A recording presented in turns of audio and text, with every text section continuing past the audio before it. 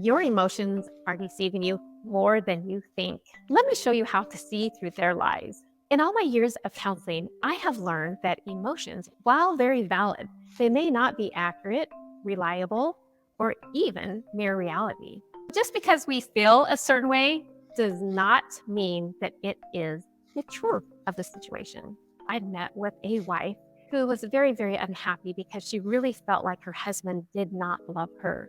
Well, with a little bit of exploration, it was very clear that her husband was crazy in love with her. He was amazing, but he just didn't show her love in the way that she felt love. So let's take a moment and explore the psychology behind why our feelings may not be accurate. Our emotions are highly subjective, and they can really color our perception of reality. Our feelings in the moment might be influenced by our past, by our current mood, our personal biases. All of these things can distort our thinking and how we might feel. Our brain is structured in a way to create these cognitive biases or shortcuts to help us process information quickly. Well, these biases can cause us to focus on certain aspects and completely ignore and miss other parts of the situation, which of course can lead to very inaccurate information and conclusions. We oftentimes don't even realize we have what we call psychological defense mechanisms.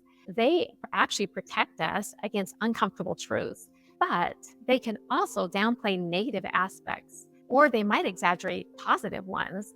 You may think that you're protecting yourself, but in fact, you're not letting anybody come in. Another reason why our feelings actually might not be truthful, we may not recognize it, is that our memory actually distorts our current emotional state. We actually might recall memories in a way that aligns with our current emotional state, which can alter the perception of what actually happened. I need to talk about how strong emotions can actually cloud our judgment and lead to impulse decision making. You know how when you're really angry, you end up doing things that you probably regret later? That's a perfect example. How do we figure out if our emotions are telling the truth or not? I would like to share a little tool that I think might help you, because I know it's helped many of my clients. It is something like a lie detector test, but it's an emotion detector test instead. This will help you gauge whether or not maybe we need to let go of some of those emotions or change the emotion. There are 3 R's to make it easy to remember.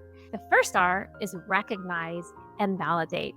For humans with emotional feelings, it's important to recognize and validate those feelings. But second of all, the most important is to reflect on those feelings. We need to understand those feelings and take time to see where they are coming from, how they occurred, what is the situation, who was involved, why are we having these feelings now? Gathering this information help us to move to the next step, which is reassessing that emotion. Should we really actually have that emotion? Is it accurate? Is it healthy? Is it not? Is it something I need to change, let go, accept, or maybe even act upon?